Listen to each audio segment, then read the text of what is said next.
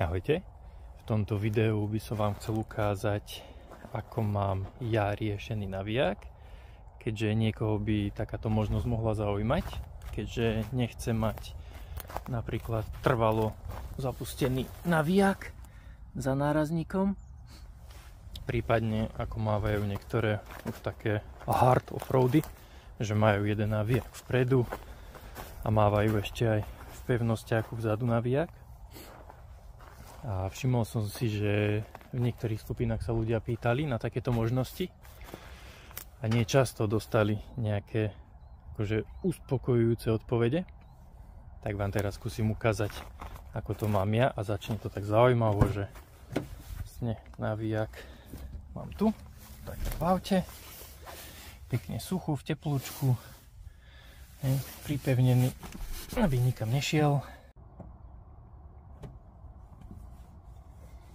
Navijak je takto pekne v teple, iba si odgurtnujem.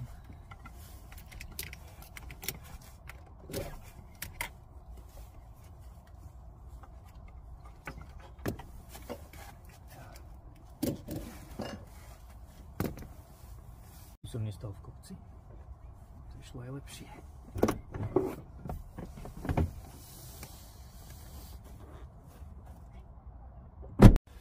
Tak to vyzerá v celej svojej kráse. Je to teda normálny navijak, 13 000 libier a je upevnený na tom systéme, volá sa to Multimont.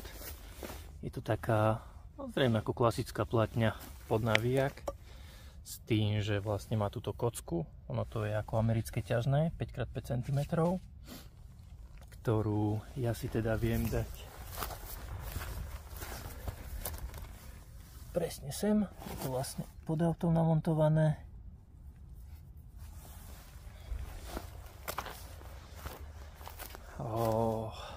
Je to teda dosť pevné, je to hrubá platňa, takže ono, keď je to pred autom, tak ono to pôsobí ako malý pevnostný nárazník, keďže všetko tým beriem. Ono to na tom aj vidno, nie že by som sa veľa ťahával, ale už dostal veľa rán. No tak to vyzerá zo spodku. No, tu máme k tomu káble silové a konektor. To som si objednal, zalisoval, aby mi to pasovalo. Navijak je, no povedzme si úprimne, je to Čína. Je to poctivý klokaní navijak, Kangaroo Winch. Ale nie je dôvod, aby som mu neveril. Odporúčil mi ho Gabriel Machovčák, toho asi niektorí poznajú, taký špecialista na navijaky, takže nemám dôvod mu neveriť. Vedel, na aké to pôjde auto, povedal, že je dobrý a zatiaľ teda mal pravdu, nemal som s tým jediný problém.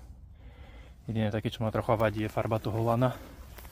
Tá je taká, no, nie veľmi kompatibilná s mojou obľúbenou, ale čo mi povedali skúsenejší chlapi, takže vraj sa to časom tá farba stráti a bude to len biele, no tak budem musieť asi viac používať, lebo toto je fakt ohavné. Je to klasický, takto sa ťahá, sa dáva voľnobežka. Môžeme si ukázať, ako sa to vlastne v prípade núdze namontuje.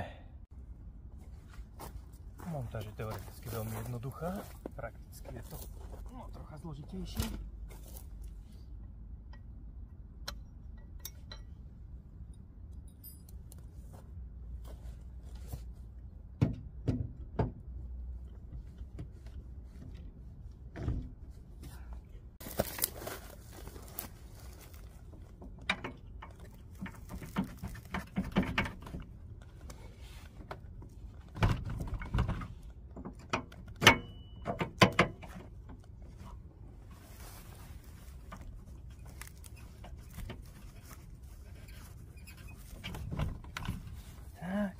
Závlačku, aby nám to nevyletelo. Tak. No, vlastne zaisťuje sa to takým kolíkom hrubým. Tým pádom je navijak pripravený. No ešte si ho krytka na 12 V.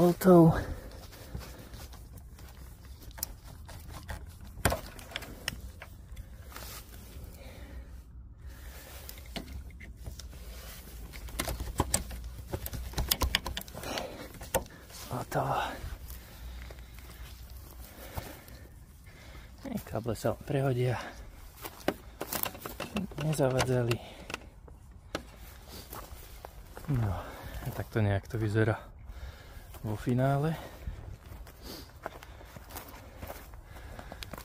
Vysoko je to stále dosť, len to predĺžuje ten nájazdový uhol. Ako som hovoril, teda je to ako taký pevnosťak pred autom, všetko berie, všade sa zabára. No a môžeme si teraz skúsiť potiahnuť sa k stromčeku. Akože som na rovinke, takže zase nebude to nejaký extra test, len aby sme vedeli zhruba, ako to funguje. V prípade teda teoretického zapadnutia som si tam k borovici natiahol gurtňu, teda okolo tých 2 borovíc. O tú jednu tenku som sa bal. Takže o 2 gurtňu, neviaza to o lano, o oceľové. Potom to aj tomu stromu ublíži. To asi netreba. No a už si len povolíme voľnobežku. K tomu zvyknú ešte také srandy, za ktoré sa to dá ťahať. No to tu ja teraz nemám. No a ideme. Lano by malo mať 28 metrov. Neviem, raz asi bolo vyťahnuté na maximum. Tam sa potom menia tie ťažné sily. Takže on nemá 6 tón ťažnú silu, keď je úplne vymotané to lano. No, šlo to. Čiže ako som čakal, som sa aj zadýchal.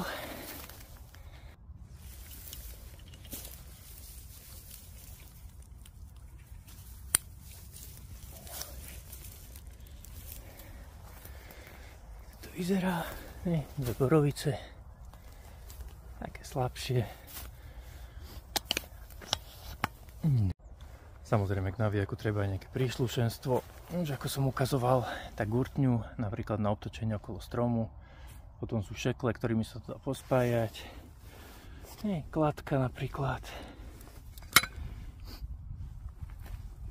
A teda treba tých šeklí, keď si treba aj tú kladku niekam upevniť. Vtedy sa vlastne násobí ten moment toho navijaku. Keď to auto leží po brucho v blate, tak nemá 2,5 tony, ale má oveľa viac. Ešte keď sa ťahá do kopca alebo za svah. A môžeme to vyskúšať, ako to pôjde. K navijaku sú vždy 2 ovládače, jeden bezdrôtový, potom jeden káblový. To je taká istota, ten sa dáva sem. Aj nedávno som potreboval, keďže ho nosím stále v aute, tento to mám asi 2 alebo 3 roky. Bol stále v aute, takže má za sebou 2-3 zimy. A teda, keď som ho nedávno potreboval, tak samozrejme baterka vybitá, teda 2 baterky. Sú tam nie tie obyčajné, ale 12 V baterky. Takže klasika, vyhrábať z auta niekde z hĺbky, klasický káblový a vyskúšať si ho. Takže netreba si zabudnúť na toto prehodiť. No čo nejdeš. Tak. Dobre, a môžeme to vyskúšať. Špecialitou tohto multimontu je teda, že sa to spína cez nejaké cievky, keďže sú tam hrubé káble. A keď si to nechám zapnuté celú noc, tak mi to proste úplne vymláti baterku. No, skúsime, či to ide.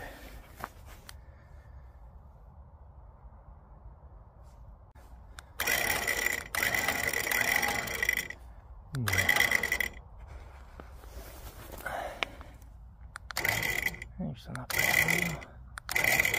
Už začínajú to brať.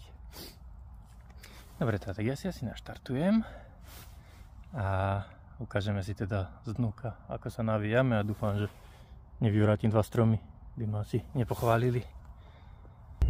Takže máme naštartované. Inak samozrejme človek by sa ťahal na D-čku, ale ja keďže som na rovinke, chcem to iba ukázať. Zapneme si navíjak.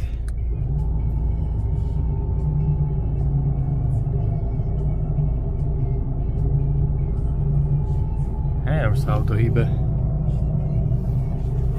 Pomôžeme mu, nasmerujeme sa. Je dobre, keď sú pri tom dvaja, hej, že niekto ešte sleduje, ako sa ukladá to lano, ale to sa dá aj potom dodatočne.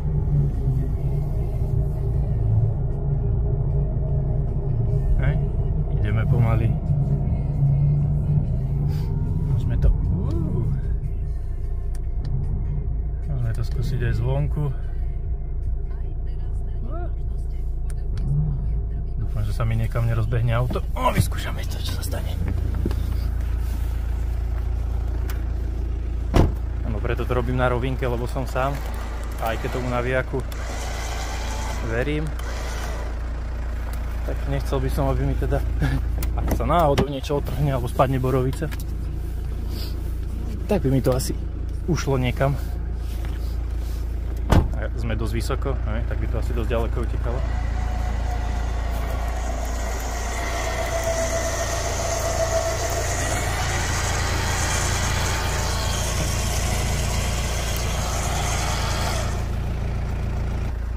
A keď sme sa už akože vyťahli, hej, z nejakého prúseru, si len povolíme lano, odhákneme. Hej, strom sme nepoškodili, s koreňou nevytrhli, pekne si to navinieme postupne.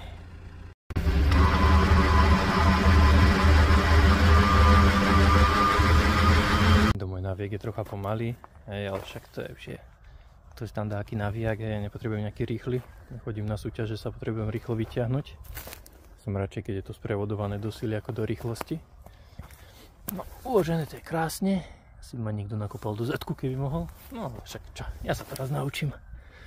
No a keby sa niekto teda pýtal, aký je význam mať ten multimont a prečo nemá teda ten navijak normálne zastávaný, tak to si môžeme ukázať teraz.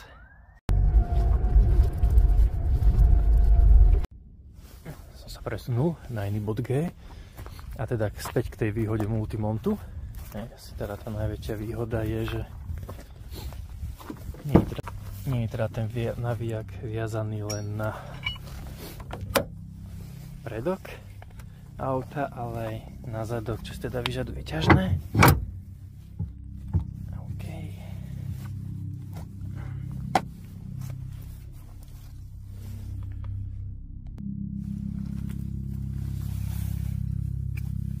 Granát.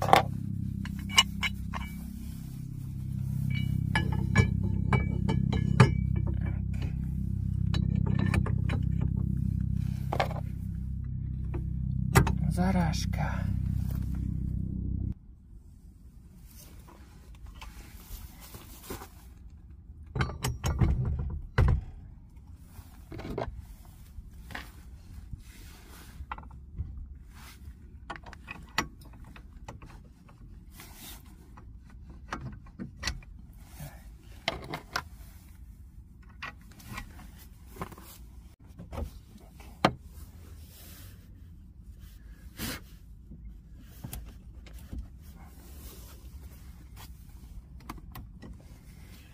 A hotovo.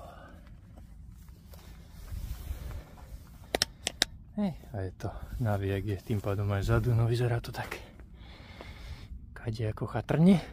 Asi ani by som nezavrel teraz kufor. Je to treba robiť asi naopak, ale môžeme si to aj tak ukázať.